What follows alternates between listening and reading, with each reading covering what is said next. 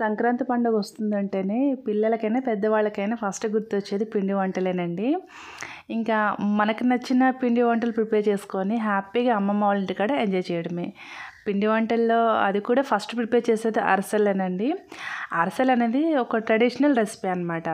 ఇంట్లో ఎలాంటి శుభకార్యాలు జరిగినా సరే ఫస్ట్ మేమైతే అరిసెలు చేస్తాము. అండ్ ఈ అరిసెలు చేసేటప్పుడు కూడా ఒక మంచి రోజు చూసుకొని పెద్దవాళ్ళతో మూకుడు పెట్టించి ప్రిపేర్ చేస్తాం అనమాట. ఇంకా ఆంధ్ర సంప్రదాయ ప్రకారం అయితే ఇలా ప్రిపేర్ చేస్తాం. మరి మీరు ఎలా ప్రిపేర్ చేస్తారో కామెంట్ చేయండి.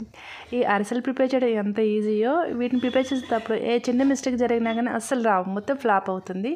ఇక్కడ నేను రేషన్ బియ్యాన్ని వాష్ చేసి కనీసం 24 గంటల పాటైనా నానబెట్టుకోవాలి. నానబెట్టిన బియ్యాన్ని నీళ్ళని వంపేసుకొని పిండి పట్టించేసుకొని మళ్ళీ పిండిని జల్లెడ పట్టుకోవాలండి. అండ్ బెల్లం మనం ఎంత క్వాంటిటీ తీసుకుంటామో అంతకంటే డబుల్ క్వాంటిటీ బియ్యం పిండి ఉండేలా చూసుకోవాలి. ఎందుకంటే ఒక్కొక్కసారి బెల్లం తక్కువ పిండి పట్టొచ్చు, ఒక్కొక్కసారి ఎక్కువ పిండి పట్టొచ్చు అనమాట. సో బెల్లం తీసుకున్న క్వాంటిటీకి డబుల్ క్వాంటిటీ పిండి ఉండేలా చూసుకోవాలి. బెల్లం ఇలా చితగొట్టేసి కొంచెం నీళ్ళు పోసుకొని పాకం ప్రిపేర్ చేసుకోవాలండి. పాకం ఎప్పుడు మీడియం ఫ్లేమ్లోనే ప్రిపేర్ చేసుకోవాలి, అప్పుడే కరెక్ట్గా వస్తుంది. పాకం ఎలా చెక్ చేసుకోవాలంటే ఒక చిన్న గిన్నెలో నీళ్ళు పోసుకొని పాకం వచ్చిందా రాలేదని చెక్ చేసుకోవాలి. చూడండి, ఇలా పాకం నీళ్ళలో వేసినప్పుడు చేతికి రావాలన్నమాట. మన చూయింగ్ గమ్ ఎలా ఉంటుందో అలా ఉండాలండి, అప్పుడే మనకి అరిసెలు కరెక్ట్గా వస్తాయి అన్నమాట. చూడండి, ఇలా ఉండాలన్నమాట. పాకం ఇలా స్మూత్గా చూయింగ్ గమ్ లాగా సాగుతూ ఉండాలి. చూడ్డానికి గట్టిగా ఉండాలి, ఇలా సాగుతూ ఉండాలి. మరి గట్టి పాకం అంటే రాయి పాకం అంటారు కదా, అది పట్టామంటే అస్సలు బాగా ఉండే అరిసెలు రాళ్ళు ఉన్నట్టు ఉంటాయి అనమాట. ఇలా చూయింగ్ గమ్లా స్మూత్గా ఉంటేనే కరెక్ట్గా ఉంటాయి. ఇప్పుడు మంటని సిమ్లోకి అడ్జస్ట్ చేసుకొని ఒకళ్ళు పాకం కలుపుతూ ఉంటే ఇంకొకళ్ళు పిండి వేస్తుంటే కరెక్ట్గా ప్రిపేర్ చేసుకోవచ్చు. బట్ నేనైతే ఒక్కదాన్ని ప్రిపేర్ చేసుకుంటున్నాను కాబట్టి ఒక చేత్తో పాకం కలుపుకుంటూ ఇంకొక చేత్తో పిండి వేసుకుంటున్నాను. పిండి వేసుకునేటప్పుడు ఎప్పుడైనా సరే పొడి పొడిగా చేసుకుంటూ వేసుకోవాలండి. ఉండల్లాగా వేసామంటే పాకంలో అసలు మిక్స్ అవ్వదన్నమాట. ఇప్పుడు స్టవ్ ఆఫ్ చేసుకొని ఎక్కువ పిండి వేసుకోవద్దండి, కన్సిస్టెన్సీని అడ్జస్ట్ చేసుకుంటూ వేసుకోవాలి. పిండి ఎక్కువగా వేసుకున్నామంటే పోను అంటే ఆరిపోయే కొద్దీ గట్టిగా అవుతుందన్నమాట. సో చూసుకుంటూ పిండి వేసుకోవాలి. చూడండి, ఇలా రిబ్బన్ కన్సిస్టెన్సీ ఎలా వస్తుందో చూసారు కదా, ఇలా ఉండాలన్నమాట పిండి.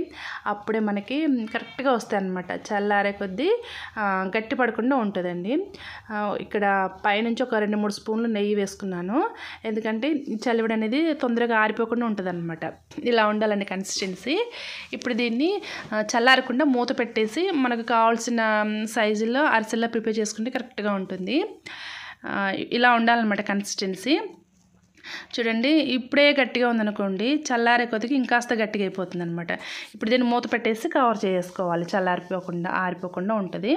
ఇప్పుడు ఏదైనా ఆయిల్ కవర్ తీసుకొని కొంచెం చేతికి ఆయిల్ అప్లై చేసుకొని మనకి ఎంత సైజు అరిసెలు కావాలో అంత సైజు చలివిడి ముద్ద తీసుకొని ఇలా ప్రిపేర్ చేసుకుంటే సరిపోతుందండి. ఇలాగా ఒక 2-3 ప్రిపేర్ చేసుకొని 1 by 1 ఫ్రై చేసుకుంటే కరెక్ట్గా ఉంటుంది.